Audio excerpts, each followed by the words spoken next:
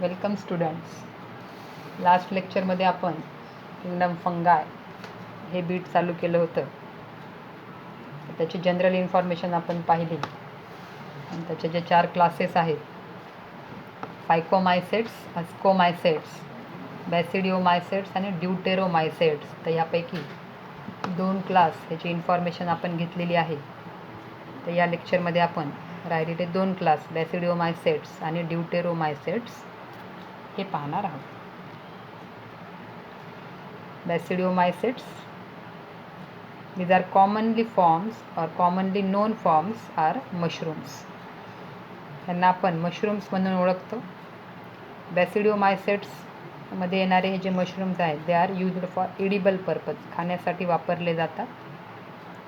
Mycelium is branched and septate. याचे जे हायफी आहेत, त्यांच्या हायफीचं जे नेटवर्क आहे दॅट शोज ब्रांचिंग, आणि यामध्ये सेप्टम प्रेझेंट आहेत. त्यामुळे प्रत्येक हायफी हा युनिन्यूक्लिएटेड पाहायला मिळतो.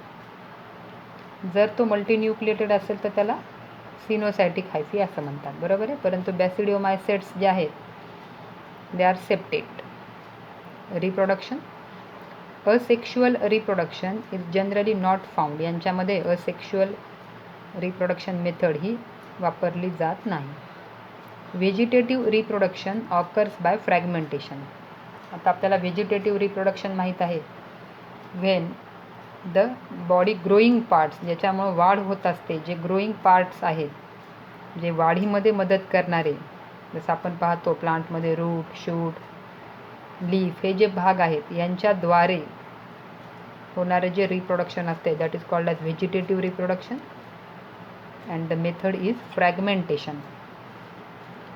म्हणजे काय होईल, हे जे बॅसिडिओमायसेट्स आहेत यांचा एखादा फ्रॅगमेंट हा सेपरेट झाला तर that fragment will develop into new fungus.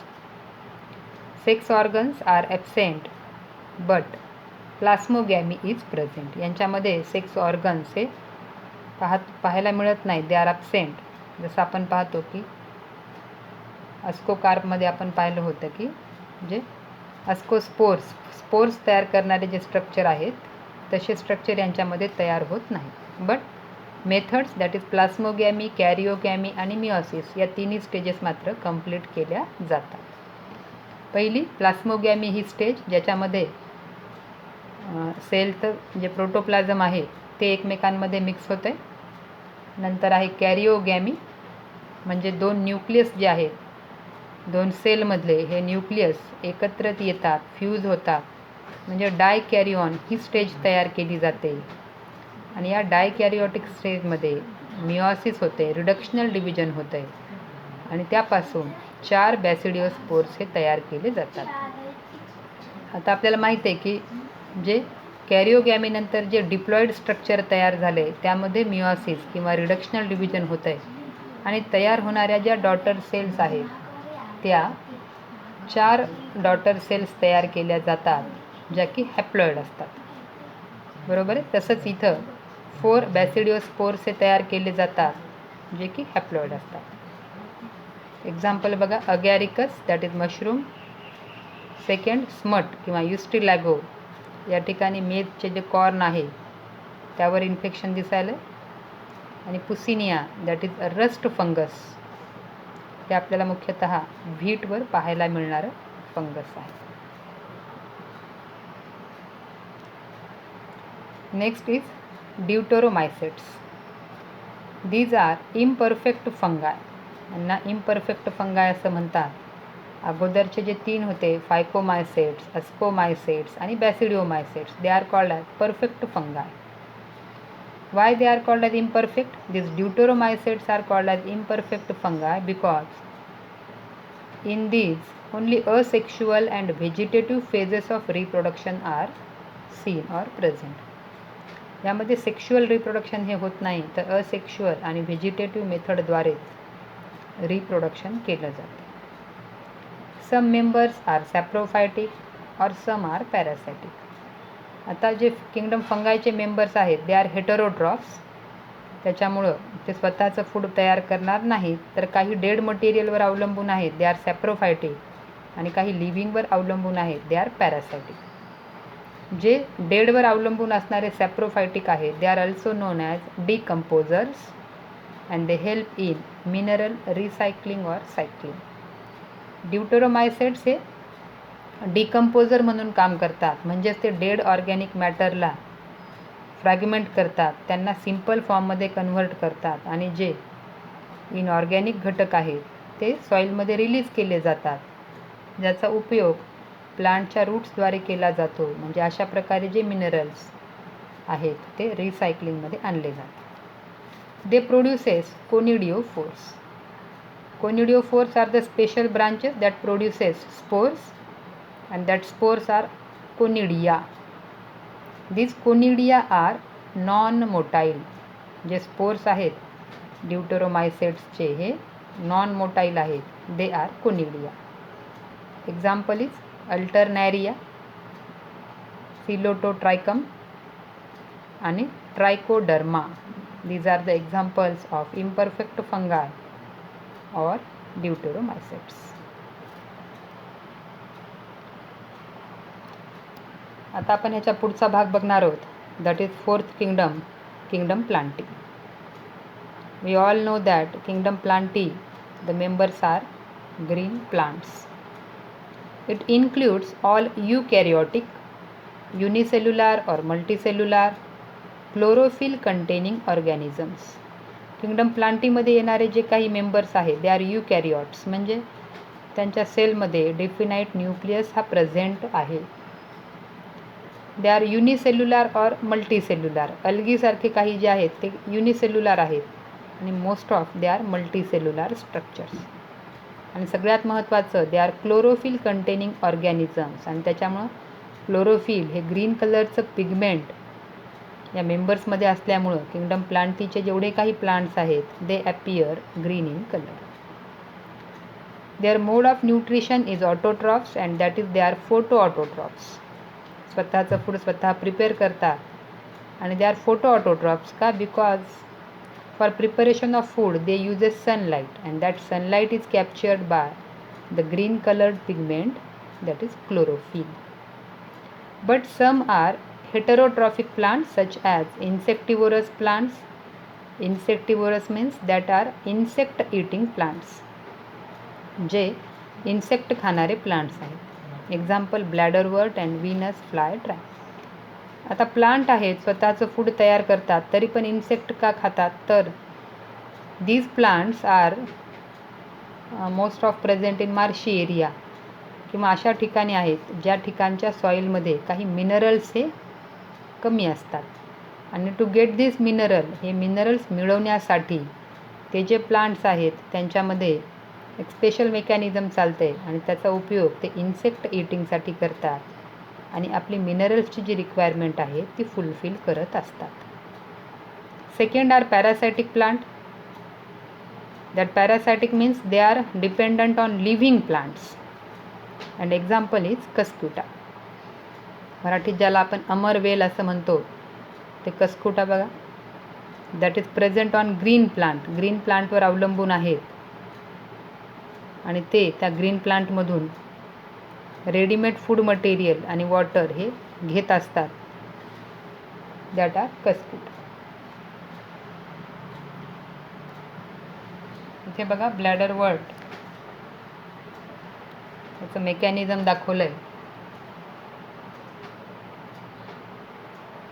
की कशा पद्धतीने हे बघा इन्सेक्ट त्यांनी ट्रॅप केला आहे त्या कॅप्सूलमध्ये.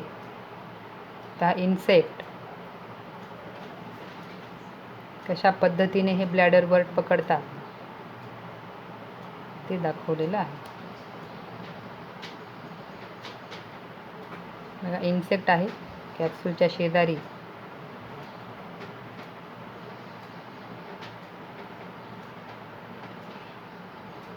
आणि लगेच त्या ब्लॅडरवर्टनी तो इन्सेक्ट काय केला? ट्रॅप केला.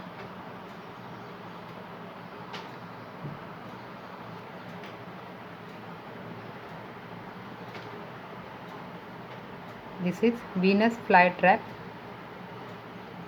That is also a insectivorous plant.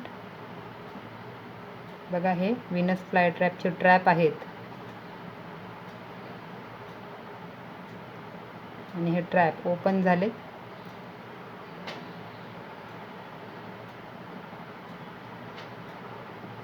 Surface, ट्रॅपच्या एजेस,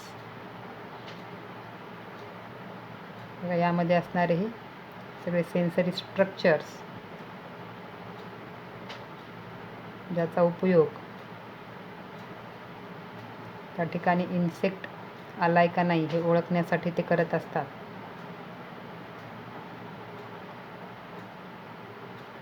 बघा here is a fly. Insect आहे.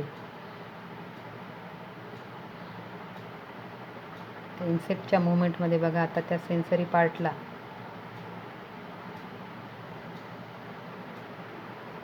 जेव्हा टच होईल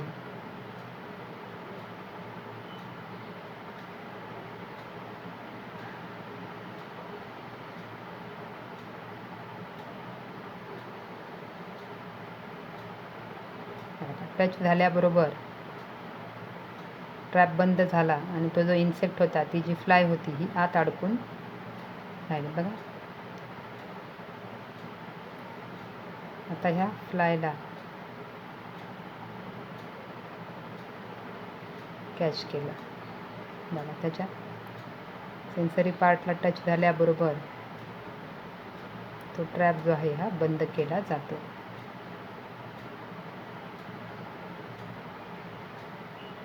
आता हे अर्धवट अडकल्यामुळं तो इझिली बाहेर गेला, परंतु जर कम्प्लिटली अडकलेला असेल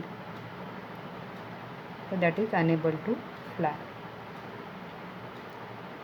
आता आतमध्ये काही लायटिक एन्झाईम्स तयार केले जातात ज्याच्याद्वारे हे इन्सेक्टचं ब्रेकडाऊन करतात आणि त्या इन्सेक्टमधून जे काही मिनरल्स आहेत ते त्यांच्याद्वारे ट्रॅप केले जातात. That is Venus fly trap. बघा डेड झालं.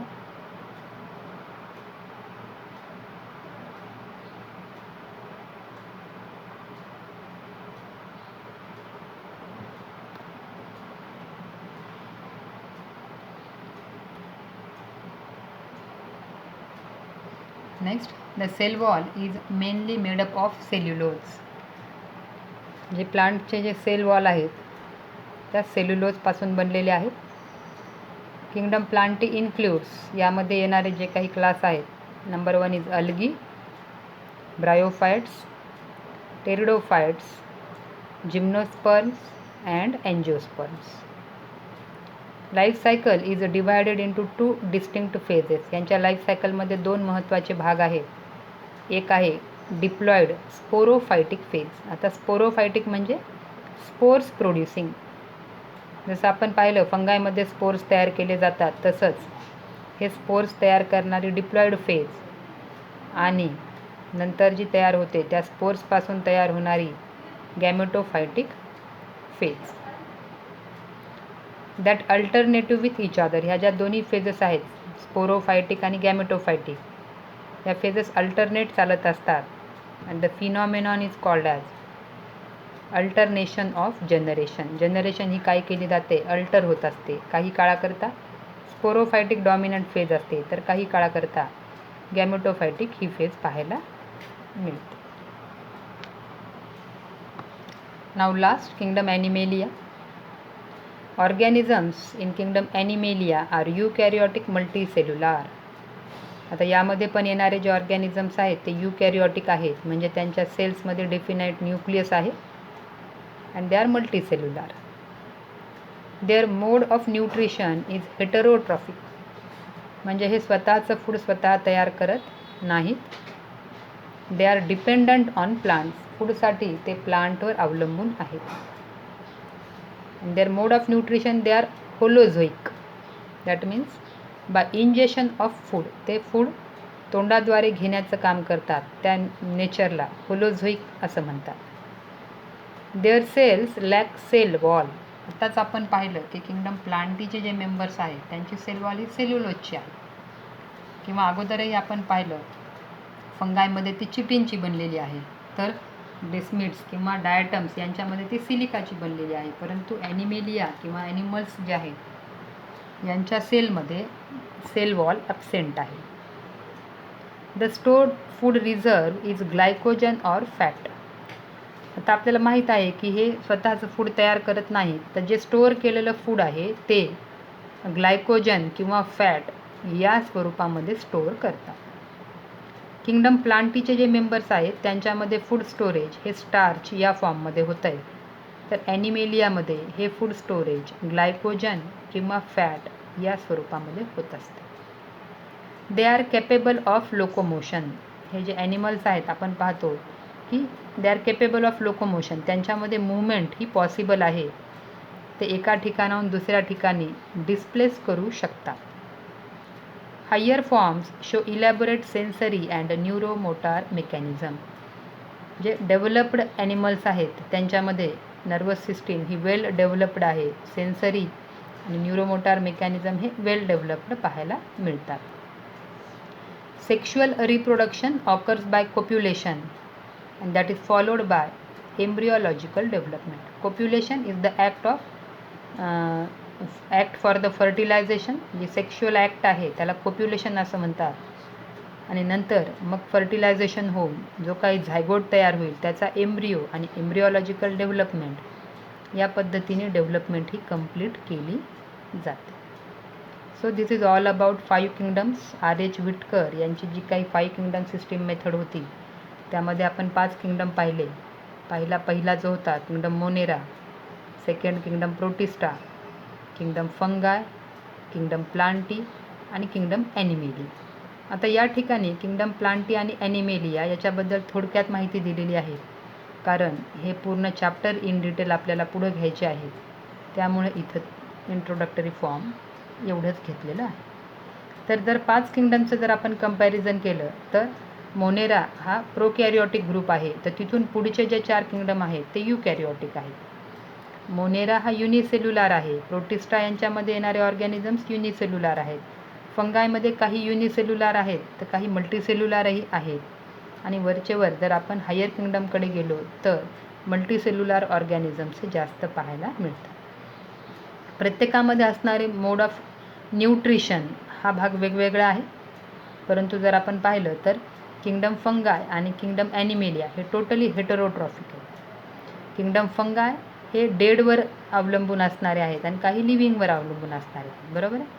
आणि किंगडम प्लांटी जो आहे हा कम्प्लिटली ऑटोट्रॉफिक आहे, स्वतःचं फूड हा स्वतः तयार करत असतो. ठीक आहे. This is all about 5 kingdoms. Thank you.